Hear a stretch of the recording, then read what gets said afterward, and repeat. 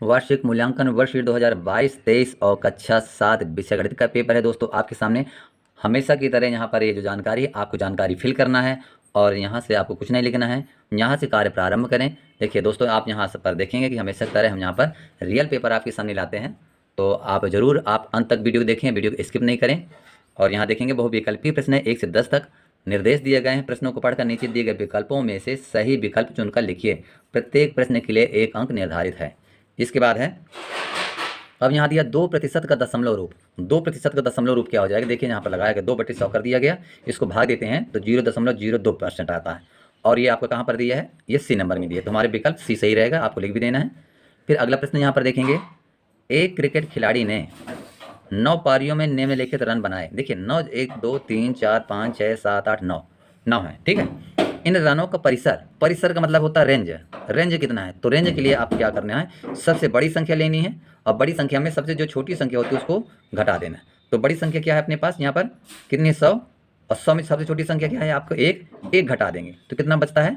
99 बचता है। जो 99 बचता है यही इसका रेंज या परिसर होगा। ध्यान दीजिए, तो परिसर यहाँ आपका डी नंबर में हो जाएगा 99। यहाँ दोस्तों अगला प्रश्न है, ऋण 6 और धन ऋण 2 का मान क्या होगा? तो ऋण 6 में ऋण 2 जोड़ देंगे तो यहाँ पर ऋण का ही 8 रहेगा और आपका जो उत्तर है वो सी नंबर हमारा सही रहेगा। अगला प्रश्न देखते हैं, तो पी में 7 जोड़ने के लिए व्यंजक क्या होगा? तो p+7 क्या है आपका? डी नंबर में है, इसको लिख देंगे और आपका ये उत्तर सही हो जाएगा।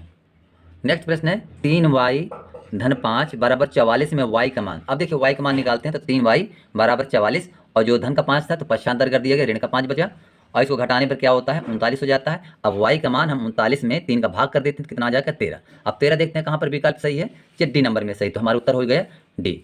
इसके बाद अगला देखते हैं, 47 अंश का पूरक कोण कितना होता है?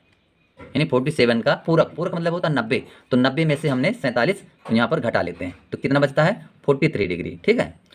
तो 43 अंश कहाँ पड़ता है? आपका ए नंबर में आता है, तो इसका उत्तर यहाँ रहेगा। इसके बाद देखेंगे अगला, समकोण त्रिभुज में समकोण के सामने वाली भुजा कहलाती है। देखिए अब देखिए बहुत सारे होते सकते हैं, लेकिन हमने यहाँ पर चित्र में बताया है। ये देखिए यहाँ 90 अंश है और 90 के अंश के सामने वाले जो होता है कर्ण होता है, ये लंब है, ये आधार, तो हमको मतलब है इससे कर्ण से, तो ये डी नंबर आपका सही रहेगा, आपको लिख देना कर्ण। दोस्तों यहाँ नेक्स्ट प्रश्न है आपका है, ये त्रिभुज दिया गया में शीर्षों की संख्या कितनी है? शीर्ष तो 1 2 3, ये 3 शीर्ष कहलाते हैं, तो यहाँ आपका ए नंबर उत्तर सही रहेगा। अगला प्रश्न देखते हैं, तो निम्नलिखित में से कौन सी संख्या संपूर्ण संख्या यानी परफेक्ट नंबर है? परफेक्ट नंबर है तो यहाँ क्या हो जाएगा? यहाँ हो जाता है 28 यहाँ पर, तो आपको यहाँ पर 28 लिख देना है। इसके बाद चलते हैं नेक्स्ट प्रश्न पर। प्रश्न है आपका यहाँ पर 0.09 का प्रतिशत में मान होगा। अब देखिए यहाँ पर 0.09 गुणे हमने 100 कर दिया है तो कितना आ जाता है? 9%, तो हमारा ए नंबर उत्तर सही रहेगा। दूसरा है, अगला प्रश्न है, ऋण 2 का योज्य प्रतिलोम कितना होता है? तो ऋण 2 का हमारा जो योज्य प्रतिलोम है तो धन का 2 हो जाता है, जो यहाँ ए में दिया हुआ। अगला प्रश्न देखते हैं, विषमबाहु त्रिभुज में, देखिए विषमबाहु का मतलब है जिनकी भुजाएं तीनों अलग अलग नाप की हो, ये छोटी है फिर इससे बड़ी है फिर इससे बड़ी है, में सममित रेखाओं की संख्या कितनी होती है? सममित में से बराबर रेखाओं की संख्या कितनी होती है? चूंकि तीनों भुजाएं अलग अलग हैं इसलिए सममित भुजाओं की संख्या हो जाएगी 0, तो आपको यहाँ सी नंबर 0 लिख देंगे। इसी क्रम में यह भी प्रश्न है, एक समद्विबाहु त्रिभुज में सममित रेखाओं की संख्या कितनी होती है? ऐसे त्रिभुज जिसकी 2 भुजाएं बराबर हैं, तो जब 2 भुजाएं बराबर हैं तो सममित रेखाओं की संख्या कितनी होगी? ये दोनों आपस में बराबर है, अर्थात सममित मतलब 2 बराबर भुजाएं होंगी, तो उत्तर हमारा बी नंबर सही हो जाएगा और बी में है 2, तो 2 हमारा उत्तर सही होगा। प्रश्न क्रमांक 9 है, यदि घूर्णन के बाद वस्तु स्थिर के अनुसार पहले जैसे ही दिखाई देती है तो उसे कहते हैं, तो उसे क्या कहते हैं? घूर्णन सममित कहते हैं, घूर्णन कोण कहते हैं, घूर्णन का केंद्र या उपरोक्त में से कोई नहीं, तो घूर्णन की सममिति होती है। थोड़ा इसको डाउट है, इसको आप देख लीजिए और देखने के बाद कमेंट जरूर करें ताकि मैं अन्य लोगों को भी बता सकूं। अगला प्रश्न देखते हैं, तो यहाँ शुरू हो जाता है, समतल आकृतियों में कितनी विमाएं तथा ठोस आकारों में कितनी विमाएं होती हैं, यानी कितनी तरह की भुजाएं होती हैं? देखिए जो समतल आकृति होती है, तो देखिए समतल में जैसा यहाँ पर हो गया आयत, तो आयत की क्या होती है? एक लंबाई होती है और दूसरी चौड़ाई होती है, तो 2 सममिति हैं। और यहाँ ठोस हो जाता है, ठोस में जैसा घनाभ है तो इसकी कितनी हो जाएंगी विमाएं? लंबाई भी होती है, चौड़ाई भी होती है और ऊंचाई भी होती है, 3 हो जाती हैं, तो यहाँ क्रम से क्या हो जाएगा? उत्तर इसका ए हो जाएगा, क्रम से 2 तथा 3, आपका ए नंबर यहाँ उत्तर सही रहेगा। यहाँ लघुत्तरीय प्रश्न 11 से 20 तक नीचे दिए गए प्रश्नों के उत्तर लिखिए, प्रत्येक प्रश्न के लिए 3 अंक निर्धारित है। अगला प्रश्न है, राज 1 घंटे में 1/7 काम करता है तो 9/7 घंटे में कितना काम करेगा? 3 अंक रहेगा, इसको आप लगा लीजिएगा, न बने तो जरूर कमेंट करिए। फिर अगला प्रश्न देखते हैं, तो 5 क्रमागत पूर्ण संख्याओं का माध्य ज्ञात करना। पूर्ण संख्या हो अक्रम से हो, जरूरी नहीं कि 0 से हो। तो देखिए हमने 0 1 2 3 4 को लिया गया है, चूंकि 0 भी एक पूर्ण संख्या में है। तो यहाँ माध्य का ये होता है, सूत्र होता है संख्याओं का योग बटे संख्या, अर्थात कितनी संख्या है। तो यहाँ इसका हमने योग किया गया, अब बटे 5 संख्या है ना, 1 2 3 4 5, तो 5 का भाग कर दिया गया। योग होता है 10, 10 में से 5 का भाग करते हैं तो उत्तर 2 हो जाता है, और यही उत्तर 2 ही हमारा इसका उत्तर रहता है। अगला प्रश्न देखते हैं, तो हल कीजिए 3 नियम ऋण 14 बराबर 4। अब देखिए इसको हमने हल कर रहे हैं, तो 3 नियम और बराबर 4, और ये ऋण का था तो यहाँ ये धन में 14 हो गया, पक्षांतर करने पर 3 नियम बराबर जोड़ देने पर 18 हो जाता है। इसके बाद देखेंगे नियम बराबर 18 में 3 का भाग कर देते हैं तो नियम का मान हो जाता है 6, और 6 इसका उत्तर आ जाएगा।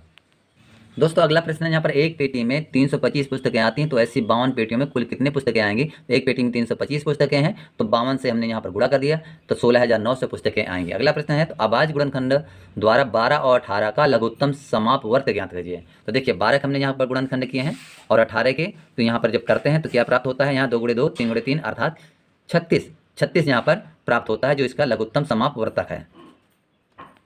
ये प्रश्न है, 90 का पूरक कोण और संपूरक कोण का मान ज्ञात कीजिए। तो देखिए 90 यह है, संपूरक कोण होता है 180 अंश, तो 90 और 180 जोड़ देते हैं, दोनों जोड़ते हैं तो 270 अंश प्राप्त होता है, और यही आपका उत्तर रहेगा। अगला प्रश्न है, पाइथागोरस प्रमेय का सूत्र लिखिए। तो पाइथागोरस प्रमेय का सूत्र होता है कर्ण का वर्ग बराबर आधार का वर्ग धन लंब का वर्ग।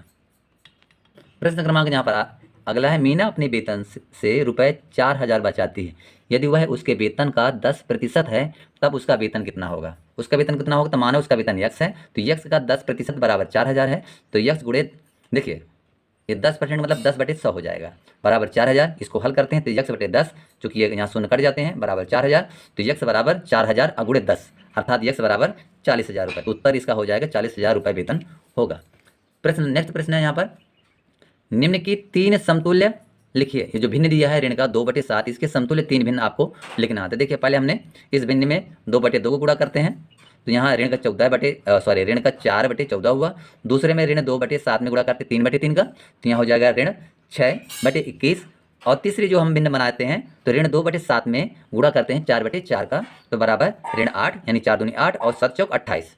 तो ये 3 भिन्न हो जाते हैं, कौन कौन से, 1 2 और 3। इस तरह हमने उत्तर भी लिख लिया, तो यही इसका उत्तर हो जाता है।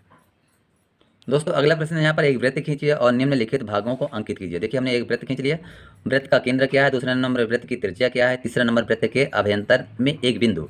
तो वृत्त का केंद्र हमने ए से दर्शाया है, यहाँ पर देख सकते हैं चित्र, यहाँ पर भी ये दिया है ए, यहाँ केंद्र है जहाँ पर पिन रहती है आपकी। वृत्त की त्रिज्या है ए से, और ये किनारे वाला भाग यहाँ से यहाँ तक की जो रेखा जाती है रेखाखंड, वो होती है त्रिज्या। तो हमने ए बी से यहाँ पर दर्शाया। तीसरा नंबर है अभ्यंतर, यानी इस वृत्त के अंदर एक बिंदु ले लिया गया, तो यहाँ पर सी हो जाता है। इसके बाद अगला प्रश्न देखते हैं, तो संख्या रेखा का प्रयोग करते हुए 5 और ऋण 3 का योग ज्ञात कीजिए। तो संख्या रेखा का देखिए हमने यहाँ पर प्रयोग किया गया है, यहाँ देख सकते हैं चित्र में।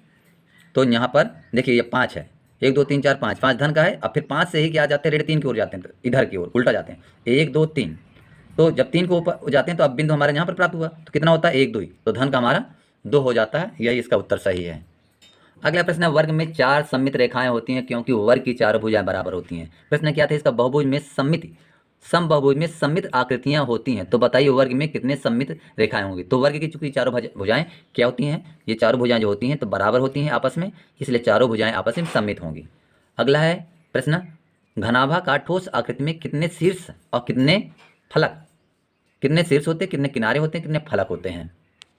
तो दोस्तों आपके सामने यहाँ पर एक माचिस का उदाहरण दिया गया है, तो आप देख सकते हैं शीर्ष कहलाते हैं ये, इस पॉइंट को आप ध्यान से देखिए, ये शीर्ष कहलाते हैं 1 2 3 4, और ये दूसरी ओर भी हो जाएगा, ये जो जहाँ पर तीनों भुजा मिलते हैं 1 2 और ये 3, तो 1 2 3 4, ये 4 4 4 8 क्या होती हैं, ये शीर्ष होते हैं। अच्छा अब किनारे पर चर्चा करते हैं, किनारा कौन होता है। तो देखिए एक ये किनारा है, दूसरा ये है, जहाँ पर 2 आपस में मिलती हैं, 3 4 5 5 6 7 8, और दूसरी ओर भी देखते हैं 9 10 11 और ये 12, तो 12 इस तरह करके आपकी।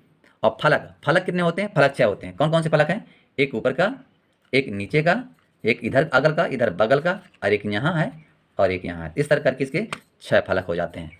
अगला प्रश्न है, 31 × 39 को एक न्यूनयन पूर्वेण विधि से हल कीजिए।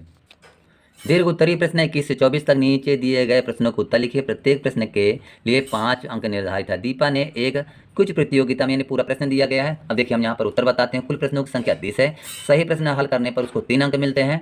तो 19 प्रश्न उसने हल किए तो 19 में 3 गुणा करते 57 हो जाएगा। और गलत प्रश्नों के अंक में क्या करते, एक माइनस मार्किंग है तो 1 अंक घट जाएगा। तो उसने 11 प्रश्न गलत किए हैं तो यहाँ रेंट का 11 हो जाएगा। अब 57 में हमने 11 घटा देते हैं तो 46 अंक उसको मिलेंगे। अगला प्रश्न है यहाँ पर देखेंगे।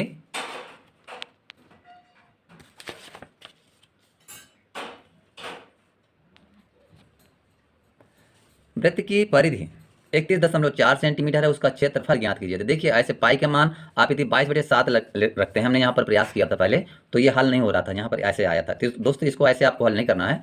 जहाँ पर पाई है, देखिए वृत्त की जो परिधि होती है उसका सूत्र होता है 2πr और यहाँ पर दिया है 31.4 कर दिया गया 2πr और पाई का हमने यहाँ पर भाग कर रहे हैं।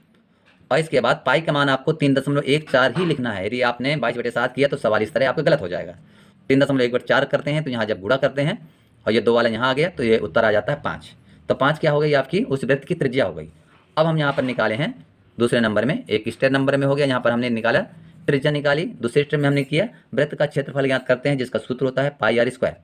इसका मान हो जाता है 22/7 गुणे 5 गुणे 5, अर्थात फिर आपको यहीं पर रखना है 22/7 का मान 3.14 गुणा करते हैं तो वृत्त का क्षेत्रफल आ जाता है 78.5 वर्ग सेंटीमीटर। देखिए वर्ग सेंटीमीटर भी आपको लगाना है। अगला प्रश्न है निम्नलिखित व्यंजकों के मान ज्ञात कीजिए। जहाँ x बराबर 2 के लिए आपको ज्ञात करना, तो एक नंबर में यहाँ पर x का मान में आपको 2 लिख देना है। तो यहाँ 2 लिखेंगे तो 2 धन 4 बराबर 6 हो जाएगा। दूसरा आपका यह रहेगा 5x ऋण 3 है तो x की जगह आपको क्या लिखना है 2 लिख देना है। तो 5 गुणे 2 हो जाएगा 10 और में 3 घटा देंगे तो 10 में 3 घटाते हैं तो 7 आ जाता है। दोस्तों आपका अगला प्रश्न है यहाँ पर नीचे दिया 250 मीटर लंबाई और 175 मीटर चौड़ाई वाले आयताकार बगीचे के चारों ओर बाड़ लगाने का व्यय कितना 12 रुपये प्रति मीटर की दर से ज्ञात कीजिए। अब देखिए बाड़ की लंबाई आयत का परिमाप ही है तो 250 मीटर तो क्या है इसकी चौड़ाई, हाँ लंबाई है, और 175 मीटर क्या है इसकी चौड़ाई है। तो हम परिमाप ज्ञात करते हैं तो परिमाप सूत्र होता है बराबर 2 धन कोष्टक अंदर लंबाई धन चौड़ाई। देखिए 2 ये इस तरह लिख दिया गया तो ये यहाँ पर आगे इसका 850 मीटर परिमाप आया और कहता है 12 रुपये मीटर। तो हमने इस परिमाप में 12 का गुणा कर देना है तो यहाँ जो आपको उत्तर आ जाएगा तो 10,200 रुपये इसका आ जाए खर्च। और दोस्तों यहीं से वीडियो समाप्त करते हैं। वीडियो को लाइक शेयर कमेंट और चैनल को जरूर सब्सक्राइब कीजिए। वीडियो देखने के लिए आपका धन्यवाद।